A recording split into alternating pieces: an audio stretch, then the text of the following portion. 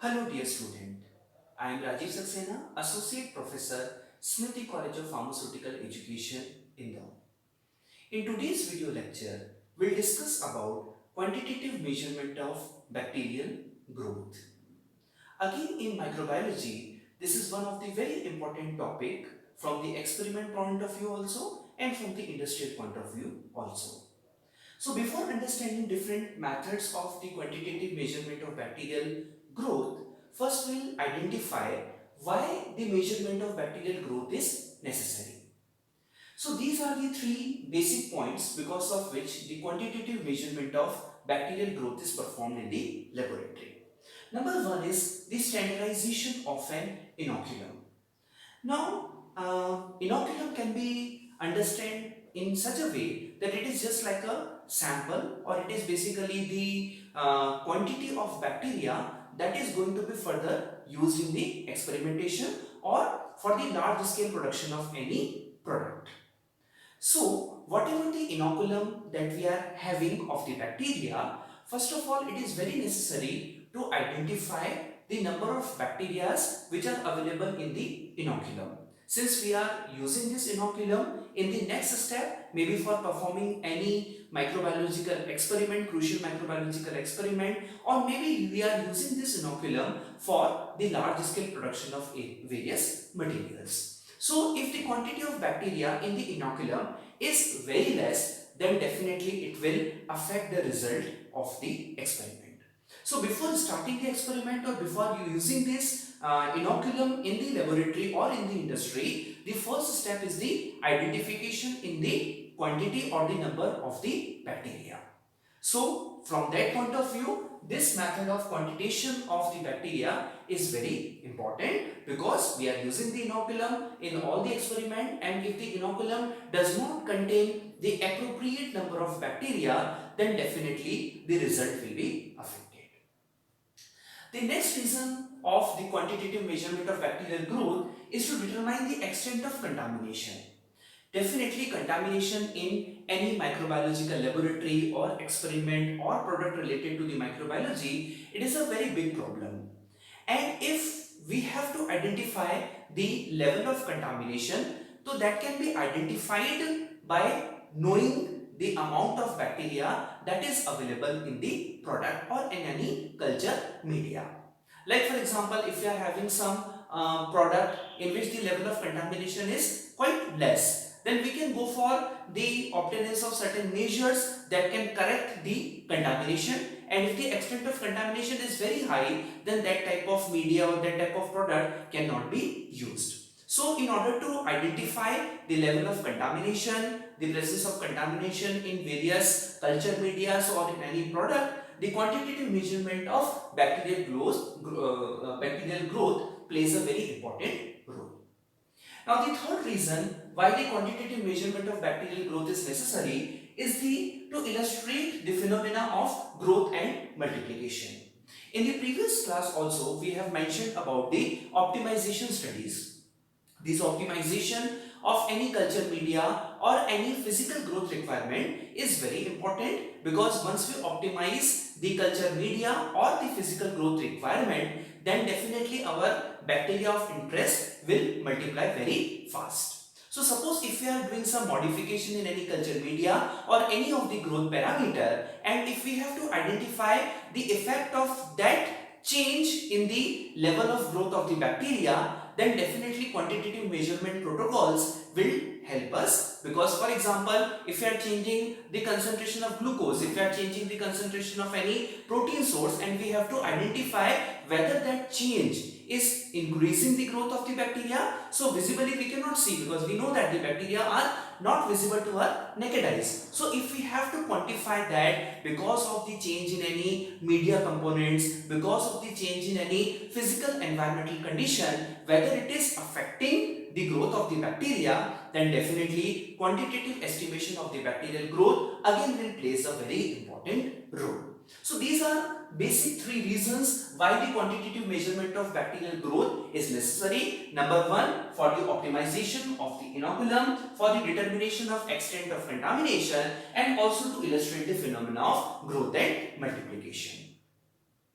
Now, how the quantitative measurement of bacterial growth is performed in the laboratory? For the quantitative measurement, basically two methods are prescribed. Number one is a direct method and number two is a indirect method. In the direct method, most common methods are cell count method, next is smear count method, number 3 is membrane filtration method, and number 4 is a electronic counter method. And if we talk about the indirect methods, so three indirect methods which are very common. Number 1 is determination of total volume, number 2 is turbidometric method, and number 3 is dry weight measurement. So one by one, we'll discuss all the direct and the indirect method. So coming to the direct method of quantitative measurement of bacterial growth. Now if we are talking about the direct method, so this can be understood in such a way, like for example, in any class, if I have to identify the presence of number of students. So the most simple way of quantifying or counting the number of students is by directly counting them. For example, in a classroom, the number of students actually available is 90. So I will directly count 1, 2, 3, 4 and at the end I will get the number 90. So this is actually called as a direct counting method. Means you are counting, you are seeing the bacteria and one by one you are counting the bacteria. So again, this method is very economic method and very convenient method and mostly adopted in many laboratories. Now the direct method is again subdivided into various categories. Number 1 is a cell count method, number 2 smear count, third is membrane filtration method and fourth is a electronic counter method. So the first method is a cell count method.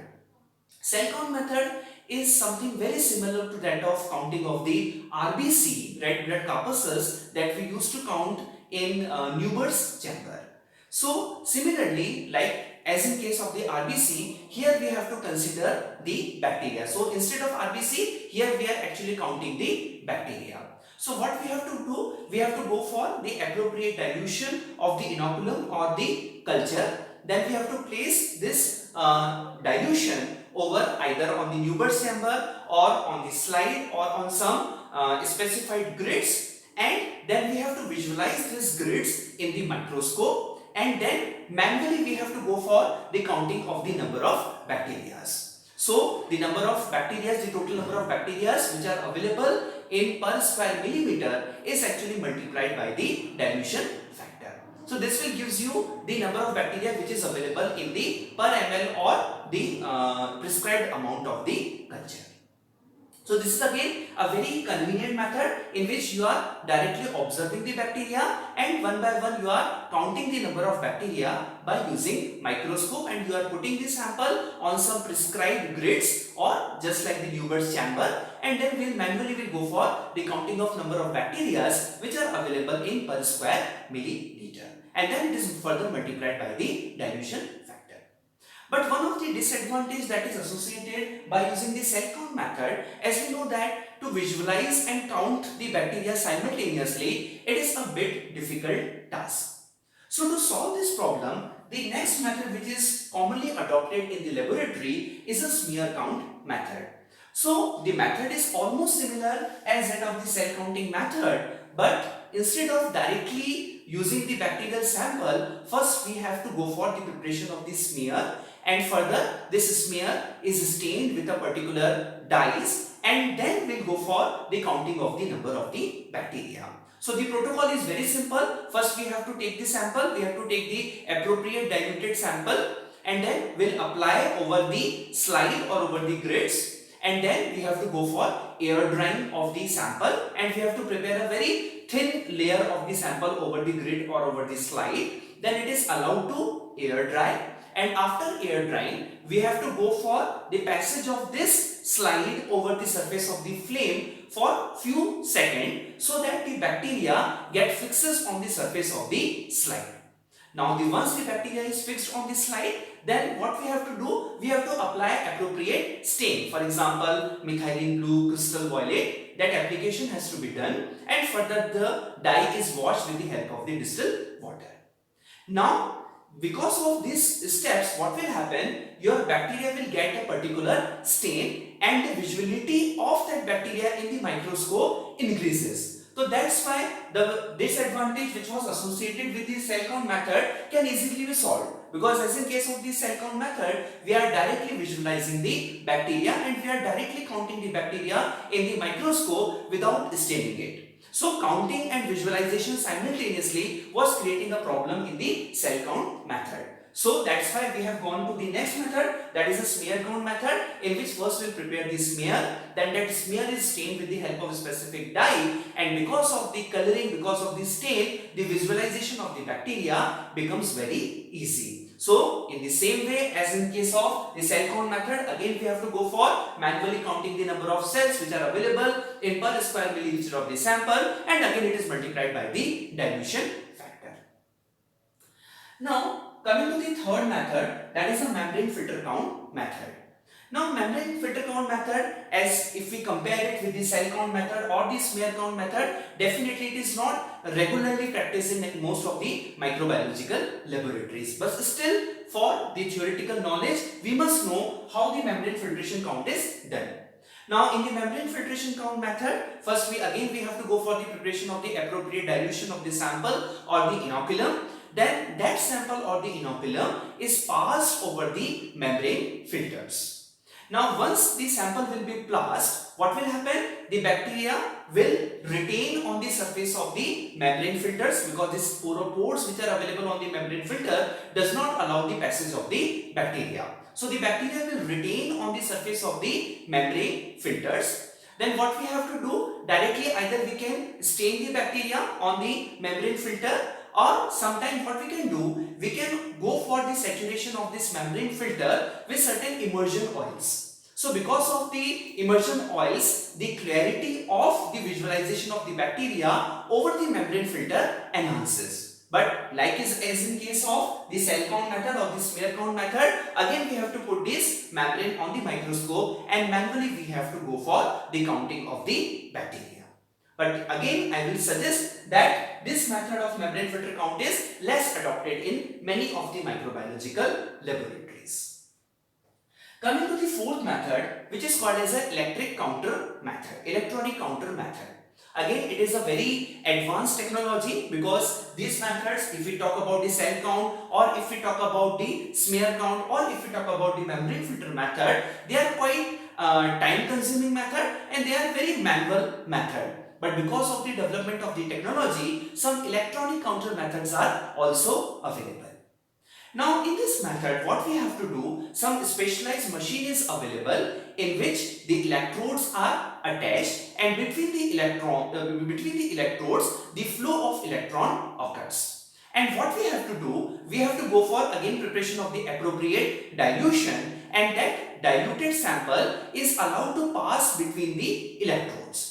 Now once the sample will pass between the electrodes and once a bacteria will come in between, it actually hinders the flow of electrons. And because of the hindrance in the flow of electrons between the electrodes, it will create a signal. And that signal is electronically recorded in the device, and the number of times the interference will produce, that is actually proportional to the number of the cell. So that is basically a specialized technology in which we need a electronic counter device that actually generates the electron wave, and there is a specialized arrangement in which we have to go for the passage of the sample between the electrodes, and if the sample contains the bacteria, then bacteria definitely hinders the flow of electron, and that is electronically recorded. So the number of times these signals are interpreted or the number of times the signals are hindered, then definitely it is directly proportional to the number of the cell.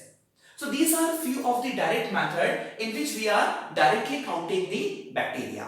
But apart from these four methods, one more very common electronic machine or microbiological device which is available in every laboratory is a colony counter. Now colony counter also works on the principle, it is also a method of direct counting of the bacteria. But here what we have to do, first we have to take the appropriate dilution of the inoculum. Then this dilution is applied on the surface of the petri dish in which we have already poured the nutrient agar medium. So first we have to prepare the nutrient agar medium, then we have to go for its sterilization, and after sterilization it is poured in the petri dish and it is allowed to cool so that the agar will get solidified. Now in this nutrient agar plate we have to go for the addition of the appropriate dilution of the inoculant. Then what we have to do, we have to close the petri dish and we have to keep these petri dishes for incubation at 37 degree centigrade. So next day what we will observe after 24 to 36 hours, what we will observe that this bacteria, once it will be settled on the surface of the nutrient agar, soon it will develop the bacterial colonies. We have also discussed about the bacterial colony in the previous class also, that these colonies represent only a single kind of a bacteria. So once whatever the bacteria which are available in our sample will be settled on the surface of this nutrient agar plate, and because of the incubation, because of the presence of this nutrition, the bacteria will multiply, and after its multiplication it will form a colony. So next day or after 36 hours, what we have to do, we don't have to count the bacteria, but we have to count the number of colonies, because every colony is representation of a single bacteria, because initially it was a single bacteria, but because of the nutrition, because of the incubation, because of the physical parameters, this bacteria is now converted into colony. So by the machine which is called as colony counter, again in the colony counter grids are available. We have to put the entire petri plate on the surface of this colony counter, and that counting machine, digital colony counters are also available, that can digitally count the number of the colonies. So for example, if you are counting 100 colonies, it means initially in the inoculum 100 bacterial cells are available. So again, I must suggest that in every microbiological laboratory, the colony counters are available, and students can definitely perform a very good experiment of counting the bacterial cell by using the colony counter. So these are some of the direct methods which are routinely adopted in the laboratory for the quantitative measurement of the bacterial growth.